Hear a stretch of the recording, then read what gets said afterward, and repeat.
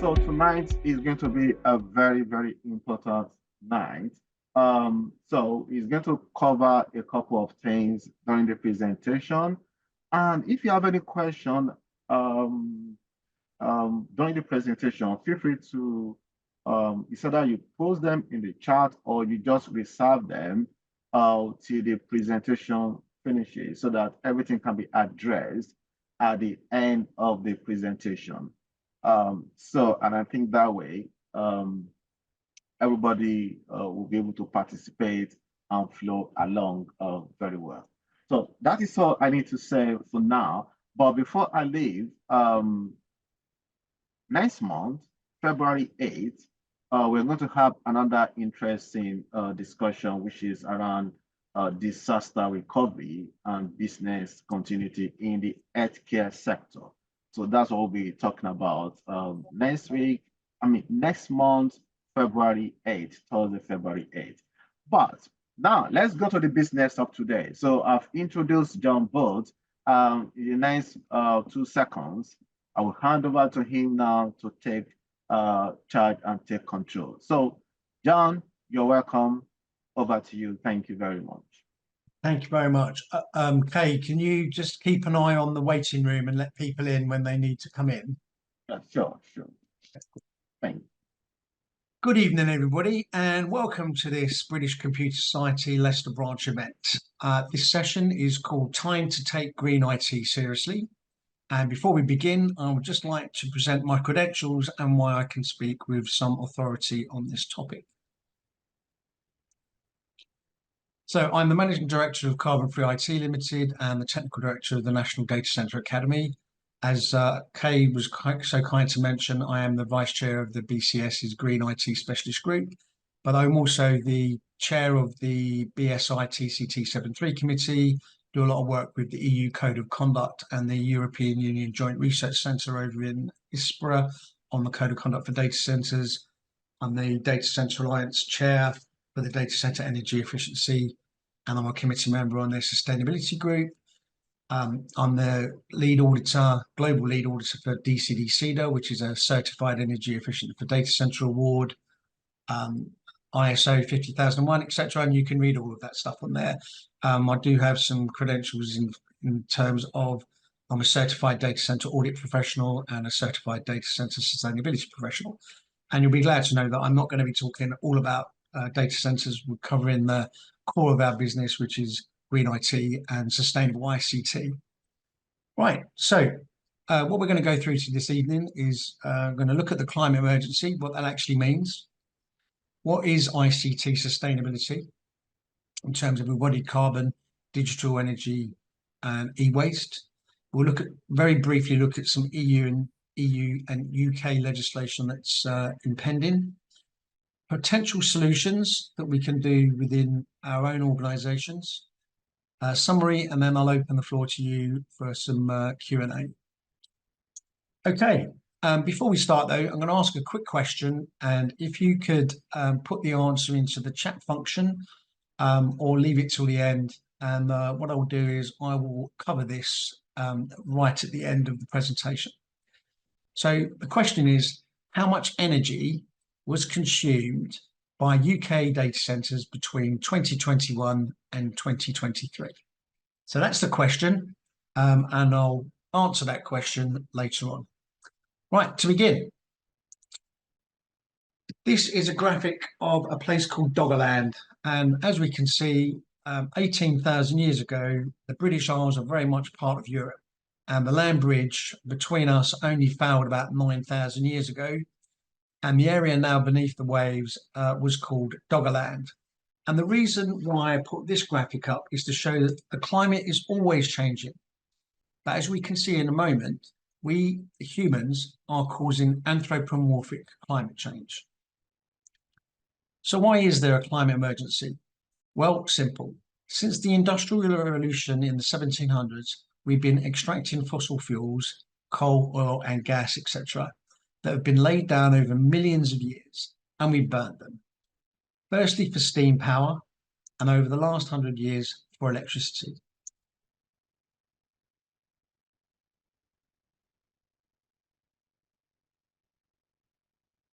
And let's make no mistake, this proliferation of energy has allowed humans' population to grow.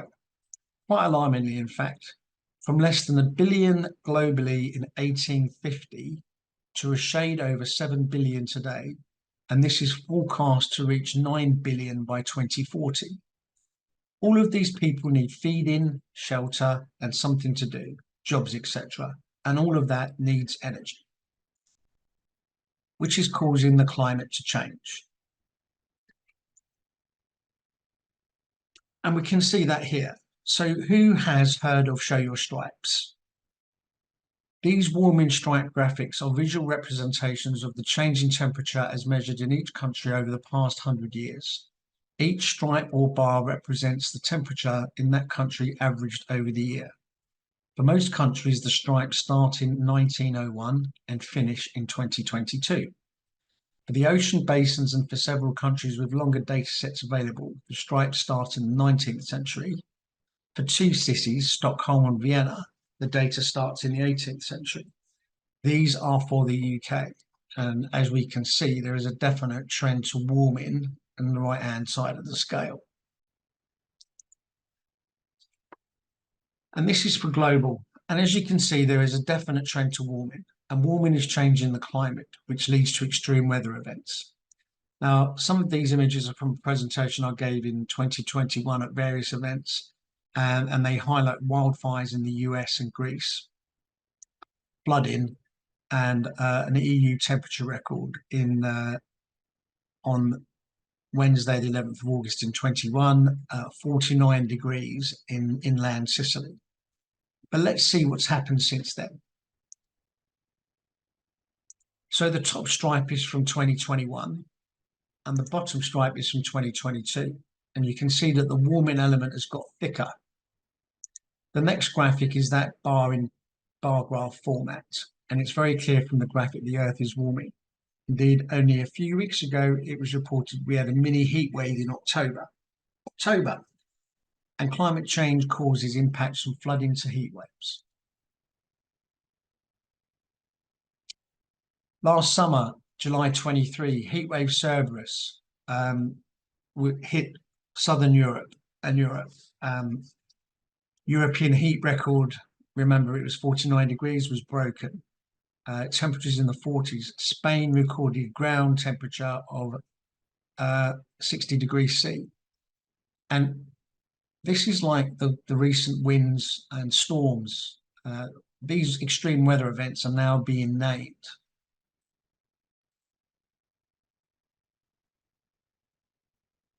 And this may cause wildfires to continue to rage across Europe. This was the map of the wildfires in early August 2022. And in 2022 was the second worst year on record for European wildfires. And as you can see, they're spread across Europe. Back in October 23, whilst we were having the heat wave down in the south, Scotland had floods. Millions in food crops were lost to floods, said Scottish farmers. The A38 was closed due to multiple landslides and underpasses were flooded.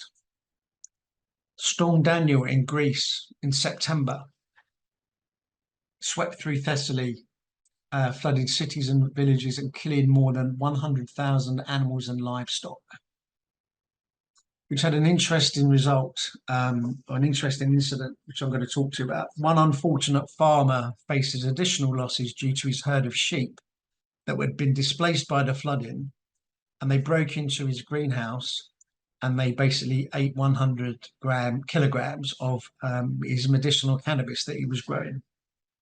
At least the sheep were happy. Only last week we had Storm Hank, which hit the UK.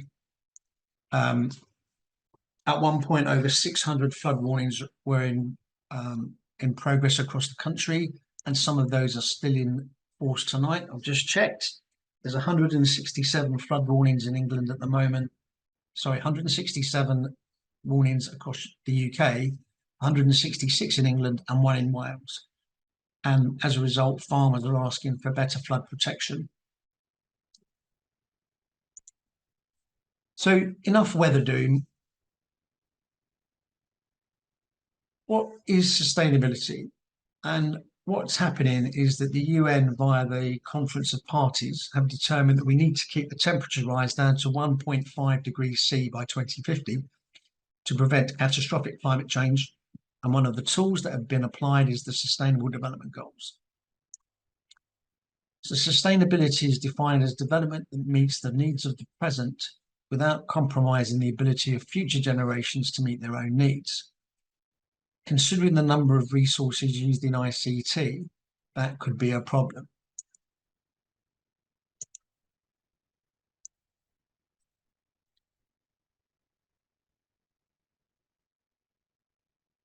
Ultimately, our world has to change. We need to phase out old coal, invest in clean energy, retrofit buildings, decarbonise concrete, steel and plastics, shift to electric vehicles, increase public transport, decarbonise aviation and shipping, halt deforestation and restore degraded lands, reduce food loss and waste, and we need to eat more plants and less meat. And I suspect that many of the older generation, and I include that myself in that older generation, have got a bit of a shock coming to them. ICT has to be one of the solutions, but not in its present form. So how are we doing on these top 10 solutions that were created by the World Resources Institute? Phasing out of coal. So the first key solution is to phase out coal. And to be honest, until the Ukraine crisis, the UK had done that pretty well. We also need to invest in clean energy and efficiency. But what does this actually mean? So last year in February, I attended the Open conference in London, and we had the Director of Sustainability for the UK Atomic Energy Authority as a speaker. Now, those are the guys that are researching fusion. And this is the inside of the JET, or the Joint European Torus fusion reactor at Culham. And she said, for the world to meet its climate and net zero goals, you would have to build a Hinkley Point C nuclear reactor every day until 2050 and upgrade the grid. And I can't see that happening anytime soon, although the government did announce some new nuclear to happen recently, last week, I think it was. But the other point here is the grid upgrades. So how much is this going to cost? Well, this article on June the 1st said it was going to be 4.5 billion just to upgrade the grid. And then this article, which was published the day before, said it was 9.3 billion upgrade work. So there is some differences there between how much this grid upgrade is going to be. And a lot of this grid upgrade is to bring renewable energy projects online. Part of those upgrades are actually to connect hyperscale data center projects. So let's move on to our digital world and sustainability. Our digital world uses energy to extract, process, assemble, and transport digital devices around the world. And then we use energy to use them. And this energy is in the transmission networks, data centers, and in our homes. So why are we building so many data centers using so much energy? I want to explain why the data center sector is in a period of prolonged growth. There is over 500 billion forecast in 2021 to be invested in the next 4 years. So where is it going? So firstly, to places where there is a lack of a good data center footprint. Places like Africa, India, and some of the former Eastern European countries, and LATAM, etc. The second is because of the FANGs, although that should be now the MANGs. So that was Facebook, Apple, Amazon, Netflix, Google, and cloud. And some of it is actually speculation. This speculation is an investor play, as the FANGs or the hyperscalers are not building themselves. Well, they are, but not at the pace that they require. So they've gone into the market to meet that demand. but no ICT use, no data centers. So the growth is down to you with your use of Facebook, buying stuff on Amazon and other cloud services, which in some cases is a frivolous use. To give you a quick example. Now, back when I was a lad, I can't recall going down, taking a Polaroid of my dinner and then taking it down to pub to show my mates. But people do it on Facebook. Streaming services like Netflix, Amazon for entertainment, cloud services, etc. Oh, by the way, some people might recognize that. That's Cloud Blaze 9 from a Jerry Anderson series from the 60s and 70s, Captain Scarlet and the Mysterons. But I just wanted to put this one up as well. So this shows what happens in every minute on the internet in 2023. 2.4 million Google searches, 6.94 million emojis sent, 347 posts on Twitter, now X. And all of this uses energy. All this growth has a direct effect on ICT's carbon footprint. And as we can see from this graphic, the largest elements are network and data centers, between them accounting for over 69% of the overall footprint.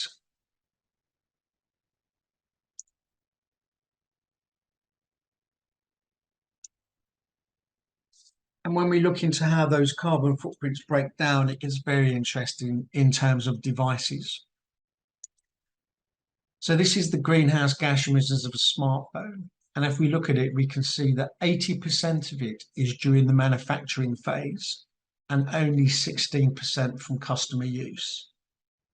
3% on its transport around the world and only 1% from recycling.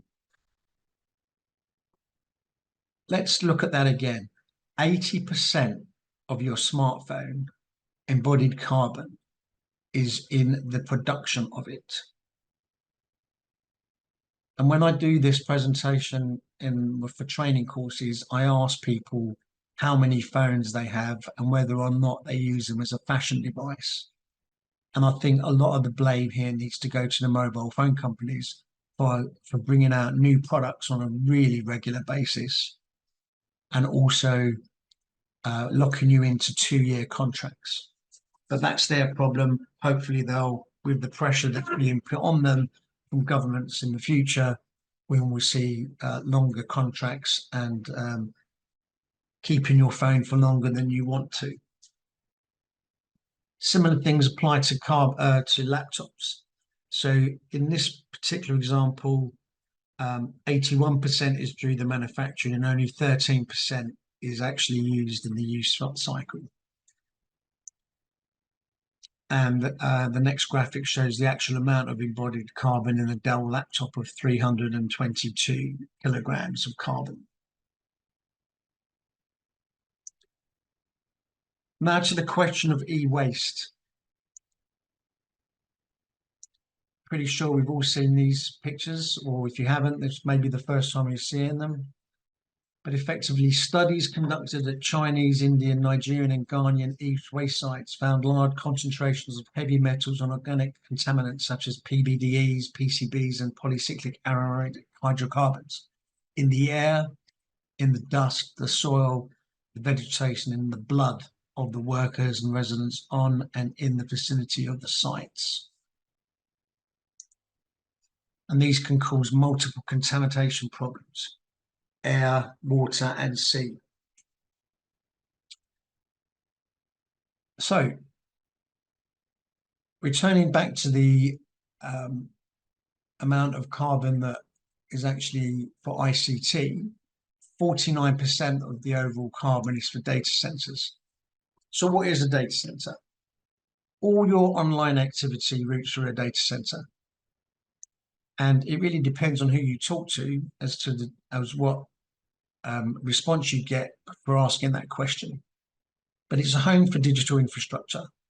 And they range from the most basic converted offices with some DX, direct exchange cooling, and a couple of racks, to some of the world's most complex engineering environments, and will have most of the systems that are listed on this slide.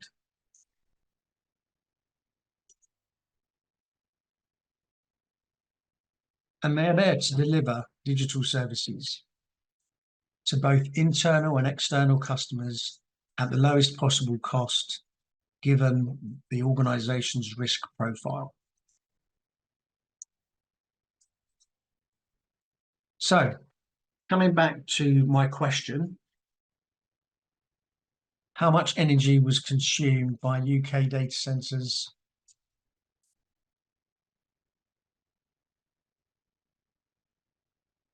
and I'm just looking at some of the questions.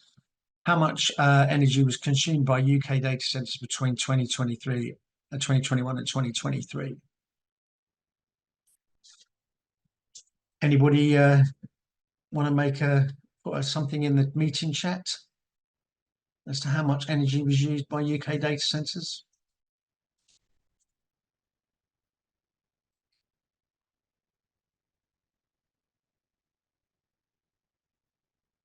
"40 terawatt hours" is one from Nathan. That's quite a substantial amount, Nathan, to be honest. Dorothy has no idea, but it's lots. Any others? Okay, I'm going to answer the question now. So, 10 terawatt hours. That's close, but no cigar. Right, so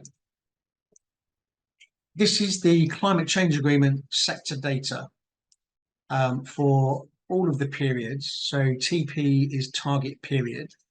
So when it was first published and implemented in 2014, that first year, they actually used, or that was reported, was 1,040 tons of CO2e.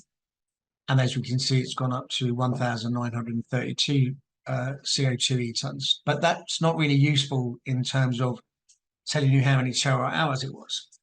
So let's have a look. So the total CO2 emitted was just over 4 million tons. And then we have to look at the grid factor. So the grid factor, which is the amount of carbon a kilowatt hour uses on the grid over a combined period of time, which is 2021 to 2023, was 0.3405. And that means that the total energy was 12.6 terawatt hours, so 4%. So EB, you were very close. Very good. We'll look at that document later. However, this is only for commercially facing companies and not, for instance, enterprise data centers, mobile phone towers, and other smaller server rooms. So it's not representative. This is just for commercial facing co-location data centers. So it doesn't include, for instance, the IT for BT, because they're not a commercial co-location provider. It doesn't include AWS. It doesn't include Meta, Facebook, or anybody like that. And there are a few sites in the UK that belong to them. If we start to add enterprise data centers, mobile phone towers into the mix, then I suggest it would be a lot higher, a lot higher. And perhaps we need something like the EU Energy Efficiency Directive, which is asking for total energy consumption. And this is for data centers over 500 kilowatts. Indeed, doesn't include the energy consumed by laptops or monitors. The percentage derived from renewable energy, water usage, and any waste energy reuse, such as putting it into a district heating system. And organisations that are required to report need to report by May 2024. So it's going to be very interesting this time next year when we start to get the provisional results through in Europe of how much energy is actually used by data centers in Europe. And that will include all of the enterprise as well as the co-location ones. So you may have seen some stuff like the data center energy numbers globally and saying that it's around, I think 1% of total global energy production is used in data centers. But I think it's a bit like the tip of the iceberg. It's only what we can see. And the real problem is the rest of the iceberg, which we can't see, and that's around 85%.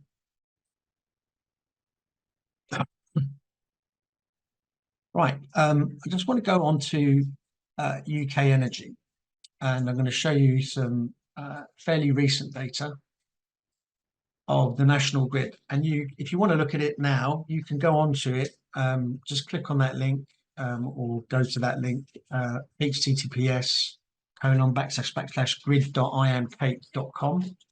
And what you'll see is 15-minute retarded national grid data.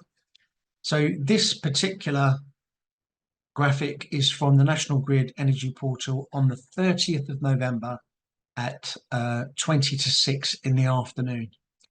And you can see that the transfers by the interconnectors, so if people don't know what the interconnectors are, these are power cables that go across to our European neighbours, Belgium, France, Ireland, Netherlands and Norway, and they are two-way links.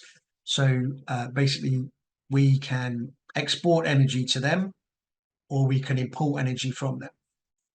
As you can see here, the transfers amounted to 1.5 gigawatts.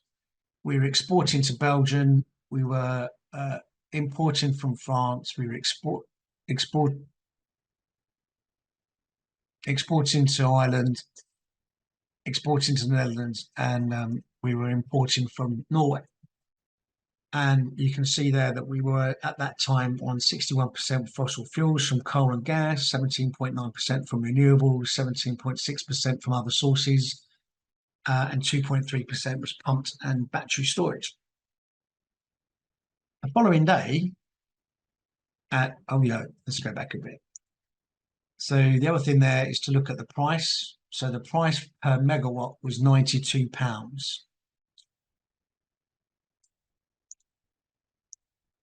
If we look at the next day, which was from 12:35, so in the early afternoon, on the 1st of December, the price had gone up to 172.51, and the transfers were now up to 4 gigawatts. So we were importing from Belgium and France, exporting to Ireland, importing from the Netherlands, and exporting some stuff back to that. And you can see that the fossil fuel amount has gone down marginally, and the renewables had also gone down through the wind. Now, I don't really know what to say about this, because every penny that we spend on energy coming from our European partners is money that's leaving the country. And I think over the year, the balance is that we are actually spending a lot of money to import electricity from other countries. And that's money that we should be investing in our own infrastructure. And I think energy is a bit of a problem in the UK. There has been decades of underinvestment by successive governments, and we are now in an energy debt. So we're relying on our European neighbours to provide us with substantial amounts of electricity. Our old fossil fuel powered power stations have been shut down, and the two nuclear power stations that are actually been imposed, Hinkley Point C will not be operational until 2036. And Sizewell C, the environmental permits, there's not a spade has been dug on that site at the moment. They're still looking at environmental permits. And the government recently announced new nuclear.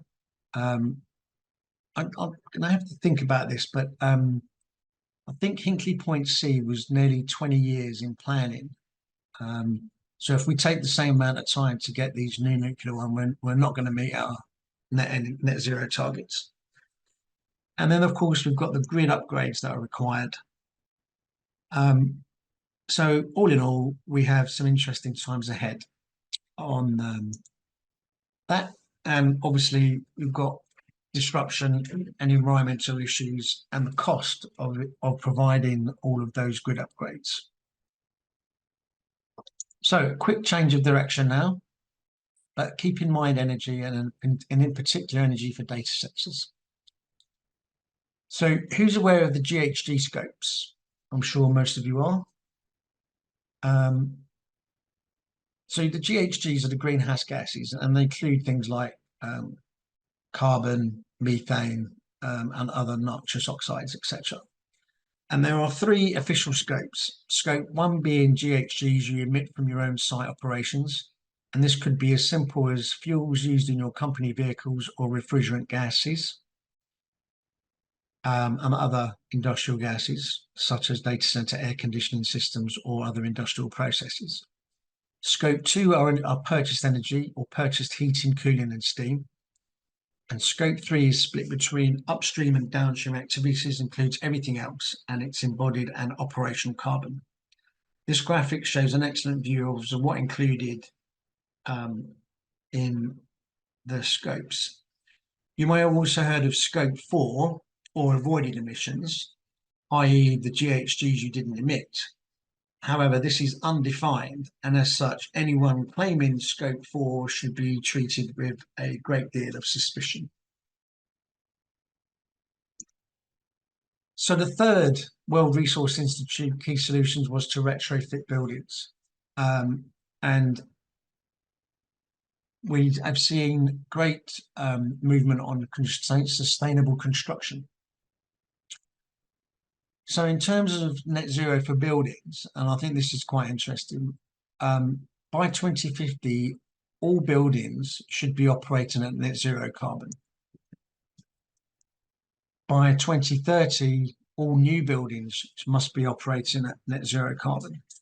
And there are a number of key principles for net zero buildings. So this is to measure and disclose carbon, reduce the energy demand, to make sure the buildings are performing as efficiently as possible and not wasting energy, generate the balance from renewables, and improve the verification and rigor. Which brings me on to legislation. So in an attempt to quantify some of this data, the EU has implemented some legislation, and we await the UK to do similar. So for data centers, which obviously are 59% of the total ICT embodied carbon and or total ICT emissions, we have something called the Taxonomy Climate Delegated Act, and that is downward pressure on a data center. So effectively, when you're building a data center, your investors, if you're going to call it a sustainable investment, then you have to comply with some of the requirements that are contained within the Taxonomy Climate Delegated Act. At the moment, we don't have anything similar in the UK.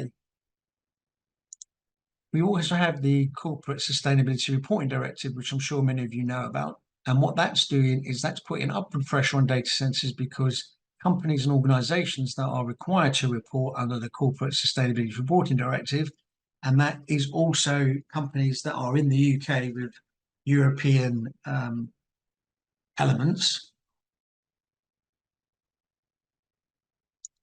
We have the Energy Efficiency Directive, which has recently been published. There's still little bits and pieces that needs to be done from a data center point of view, but that's also downward pressure. And effectively, what needs to happen is that data centers are being pushed under two elements. So the first element is they have to report their own emissions if they are big enough, but they also have to provide the data so other companies can report their data. We also have the Corporate Sustainability Due Diligence Directive, which is actually looking at things like modern slavery and conflict minerals. And that is a big problem, I think, in ICT moving forward. A lot of the rare earths that are used in ICT are actually, when you trace them back, are being mined with slave or child labor. and that's a big problem. And then something for the financial services is the Digital Operations Resilience Act, which is also affecting data center operations, especially the third-party element. There is a revision of the Taxonomy Climate Delegated Act due in 2025, and that is entirely likely to operate from the a recently published standard, which is the data center maturity model in the EN 5600 series. Also got climate transition plans. The thing is, all of these legislations here, especially the Corporate Sustainability Reporting Directive, the Energy Efficiency Directive, and the Taxonomy Climate Delegated Act, they're all based on the EU Code of Conduct for data centers. And the Code of Conduct is 160 plus best practices that can be applied to data centers or server rooms to improve efficiency, reduce energy bills, and prepare for the legislation. You can download the TCA guidance and the Code of Conduct itself and other information from this link, which I'll be sharing with Kay and the BCS later this evening. So, many of you will be thinking that in order to meet our net zero goals, we are facing the labour of Hercules. But I actually see an opportunity. Business models will have to change from a consumptive model to a circular economy, because carbon taxes will be coming. And if you wondered, the 12 labours of Hercules were these. So, in terms of green IT options and to address the legislation and maybe internal and external pressures from any organisation, there are a number of things you can do. So, first thing is do some green IT training. You need to look at your baseline and embodied and operational carbon. Think about your user devices and maybe sweating your assets. Look at your networks and considering what you can do there. Look at your data centers and server rooms. Think about the legislation, and in doing so, you should save money and be on track to meet all of the compliance requirements. So in essence, we do a Green IT Fundamentals course, and we've delivered that recently to Softcat, and we delivered it to the UK Atomic Energy Authority this time last year. You can look at your baseline embodied operational carbon. You can do that internally once you've got somebody that's gone on the Green IT Fundamentals course, but there's also products from PX3, which is being used by government, and we do some operational carbon itself, carbon footprinting, etc. User devices, you can ask the vendor for information on your carbon and energy use. Alternatively, you can sweat your assets, not replace them in the 3-year cycle, maybe push out a little bit more to 4 or 5 years. Think about how you're using cloud networks. You can go into power saving modes and also think about the software, but that'll only be the software that allows power saving modes. In terms of data centers and server rooms, consider the EU Code of Conduct, or EN 5605-1, which is the data center maturity model. Think about optimization tech from organizations such as QIO or Beyond.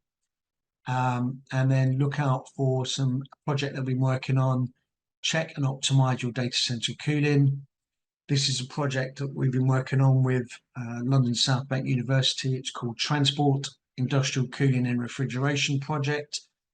We did some surveys of some data centers, and we discovered a considerable amount of money and legislation that would need to be applied. We've made recommendations, but we have saved a considerable amount of money on the sites that we've already implemented some data center optimization cooling elements. So, what have we been up to? In projects in 2023, we did a carbon footprint of a data center in Sweden for EcoDC. We're working with the Start campus in Portugal on the carbon footprint, and we're also embedded client side in their sustainability team. We developed or was asked to develop part of the Climate Delegated Act, and we also work with the Code of Conduct. We're part of the stakeholder group for the EU Energy Efficiency Directive, and we've been shaping what that looks like as well. We've published a sustainability strategy for a French data center co-location operator. We also did the same for an EU Edge, EU Edge co-location provider. We completed a number of CEDA assessments. We did some Green IT training, as I said earlier, for the UK Atomic Energy Authority and Softcat. And we were doing a data center systems management course at Birmingham City University. Unfortunately, that has now been ended. And what are we doing next year or this year? So we're continuing to work with the START campus in Portugal on their carbon footprint. We're also providing legislation support and potentially developing their ISOs. We'll still be involved in the Energy Efficiency Directive. We're developing practical data center training in the UK and in Norway. We'll be doing EN 5600 assessments in Sweden, Iceland, and France. This is all just booked stuff now. We're working with French data center operator on ASHRAE 90.4 assessments. We've got some CEDA assessments scheduled for Estonia and Saudi Arabia and the UAE. We're looking at providing some DC optimization consultancy to 2 global SaaS providers. We're waiting on some information from a carbon footprint project on a submarine cable. And we continue to work on our data center cooling optimization track for the Ticker project, which has just been extended. So in terms of what we said we were going to talk about, we've looked at the climate emergency. We've discussed what ICT sustainability should be and should look like in terms of embodied carbon, the digital energy and e-waste. We looked at some of the EU and UK legislation, talked about some of the solutions that you can adopt. Giving you a quick summary, and now it's over to you to have some questions and answers. Right, I'm going to go through the meeting chat actually, so I'm just going to go up a little bit more. 40 terawatt hours for the actually, I think it is close to 40 terawatt hours if we include all of my ICT in the UK, and that would go down to I'm just going to have a look at this.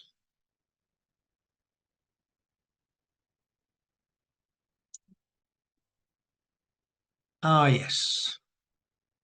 I actually contributed to that document.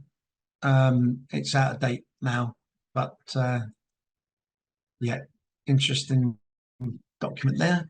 The table in this report, yes. Yeah. Now, this is off script, so I haven't presented this, but I did talk about it briefly with Kay.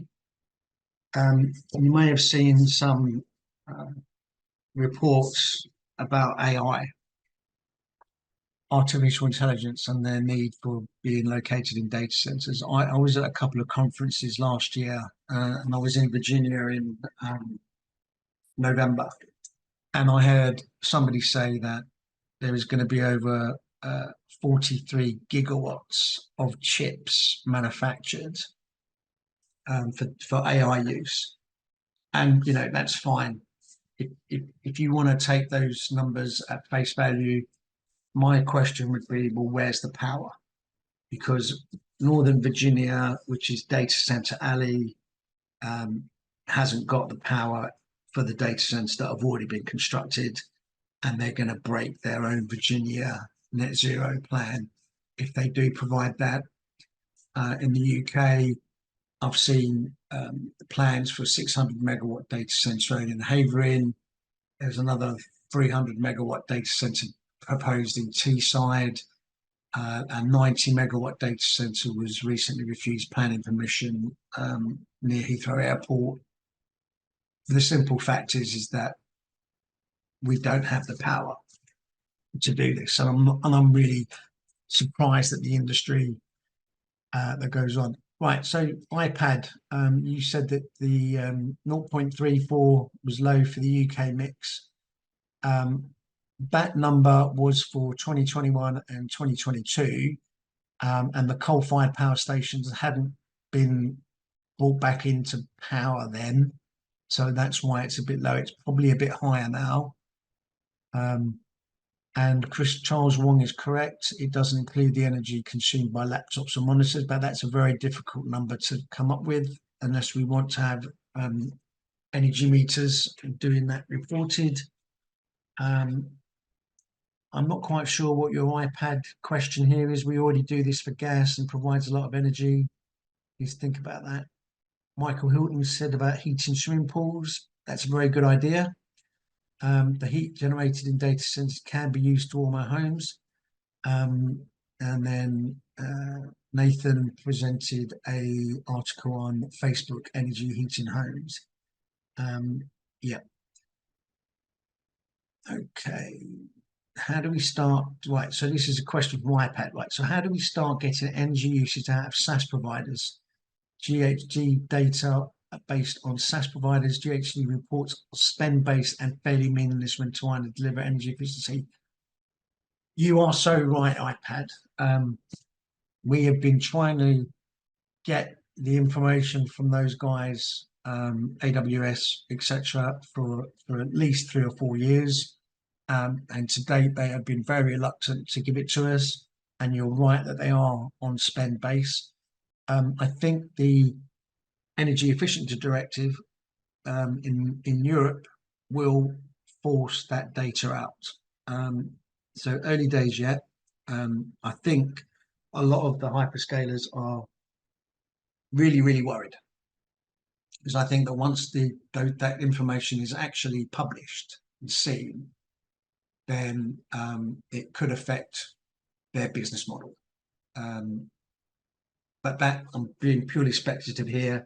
I have had some conversations with people from AWS and other places about this, and it could be a bit of a problem moving forward for them, but we'll see how they go. Right, is nuclear really the answer from Charles? How are we going to deal with nuclear waste? Just like CO2, there's a limit on how much nuclear waste the Earth can take. I probably agree with you on that. I think that there is still a bit of reluctance about nuclear, but there are people that are forcing the issue. I think the jury's still out on that one. If more investment is put into nuclear, then the ability to reuse low energy waste looks fairly promising. Yeah, I'd agree with that as well. I don't think SMRs will help at all, Michael. I'm sorry. I'll tell you for why, because it really depends on how you design them and how you attach them around. They are still nuclear facilities. They would have to be policed by the civil nuclear police. They will be quite high, and I don't think anybody wants them in their backyard. And I think that's been the case for several decades. You work in the health service, Dorothy, massive service provider. What are the big wins for organisation? Yep. How does it report carbon use? Not asking medical. Right. Okay. Yeah. I think the problem with the health services is that they're not consistent. So each individual trust has the ability to do whatever it wants to do. Now, having said that, there is the Greening Government ICT strategy, and whilst the Department of Health would have to actually meet the requirements of that, the actual trust don't. There is a lot of cloud stuff going in there. Very good question, and I don't know the answer. I think there are big wins, but I'd need to be looking at that. Actually go in and talk to somebody. We have been talking to NHS Digital actually about this. SMRs, right, they're small modular reactors. There you go. I wouldn't say they're up to 300 megawatts. SMRs are usually like submarine nuclear submarine type SMRs. But if you're saying up to 300 megawatts, that's still fairly substantial size. Okay, yeah. Yeah, I don't know about that. Okay, so that's the end of the questions there. I'm going to shut this, I'm going to stop the share. Thank you for listening. Does anybody have any questions? And we can open up the mics.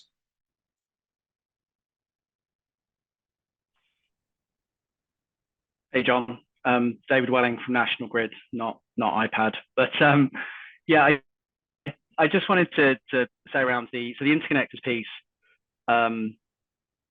The comment was around the cost going up. That's more than likely gas related, and we already buy gas from abroad. So importing clean energy from partner nations at half the cost which we currently pay for it elsewhere isn't a bad thing. Just to clarify on that.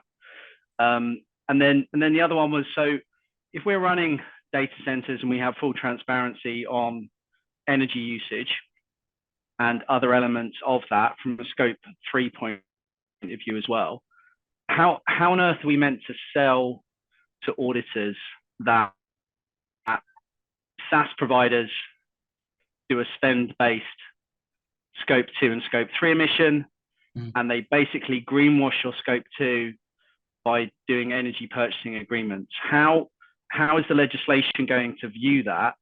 Because a lot of companies have moved a lot to the cloud. Yeah, that's a great question. Thank you. I think at the moment, everything, the simple fact is this: we don't know how much energy these guys are using. Right? I mean, you might know, or the companies that are providing electricity to them might know, but for an independent like me, it's very difficult to find out how much AWS is actually used. And the other thing to remember is that they will be reporting across the globe, so they'll have different tariffs from different countries. So it's very difficult to find that out. And then they publish this number, and then they'll, it's a real problem to do this as an independent without having a commissioned piece. I know that AWS will probably have this information internally, and they're only going to report what reflects back on them. However, when the Energy Efficiency Directive in the EU kicks in, they will need to publish. And one of the aspects is, how do they publish? Do they publish as a company and report their energy consumption and the other elements on it as a company across all of the base, or do they do it in country? And what's happening is they are going to have to report in country. So we will find out this time next year. We will have really good visibility of exactly how much energy these guys are using. Now, the other problem, of course, is with cloud. I mean, the very nature of cloud, it says it's a virtual platform. Different companies will be using shared resources. I think that's part of the problem, is how do you look at a physical machine which is running maybe 3 or 4 companies' stuff on it, time sliced and virtualized, and then determine who does that energy go to. So I think we need to consider this really carefully. We're not quite there yet, because basically we have no visibility of the AWS or Google or Meta architecture, how they do that. Only their own people do that, and they've been very shy in actually providing any data to independent companies like ourselves, or even legislators and governments. So John, it's probably worth talking to Microsoft. So they have some theoretical equations on the power uses of virtualization based on compute, and we use those to provide our VMs with a tech rating. We then compare that tech rating with the actual energy consumption of our devices for the data centers that we own, and it's pretty much there or thereabouts. So if you can look at how much compute you've got in your VMs in a cloud using the Microsoft equations, it's less terrible than what you'd get otherwise. Okay, well, that's good to know. The problem is, even then, I need to have BI installed, and I don't have the ability to do that. So it's problematic for us to get that data.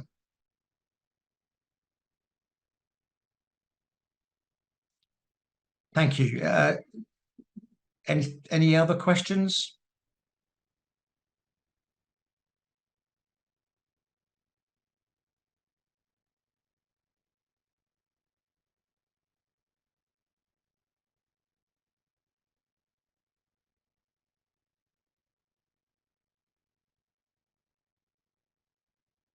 No, well, I'll hand back to Kay then. By the way, John, thank you very much for the wonderful presentation. I believe many of us really gained a lot from this. So really appreciate your time taking for this presentation. Just to confirm again, I know you mentioned something. Are we going to have this slide for this presentation? Yes, I'll send them to you directly, Okay. or to John, actually. Okay, excellent. Thank you very much.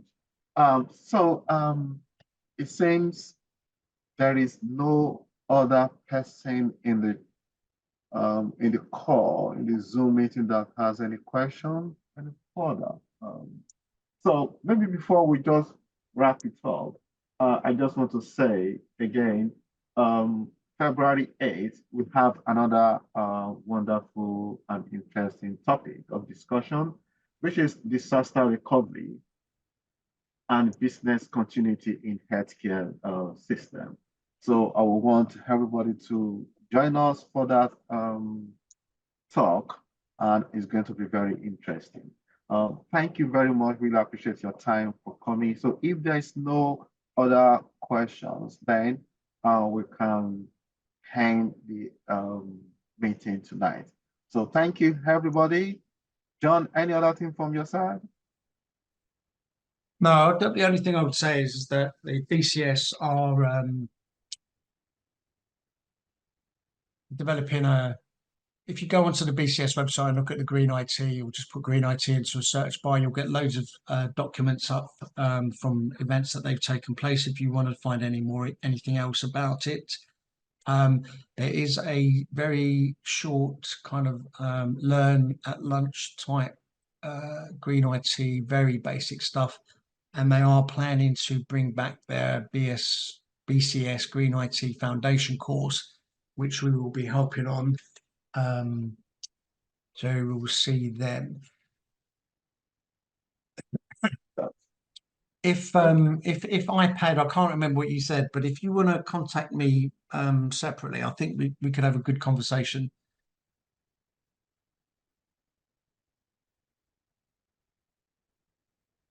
Okay, so I think without any other thing, I think we can bring everything to an end. So thank you, everyone that is commenting in the chat. Thank you very much for your time. We hope to see you February 8th next month for another interesting topic. So bye for now. Bye, everyone. Thank you.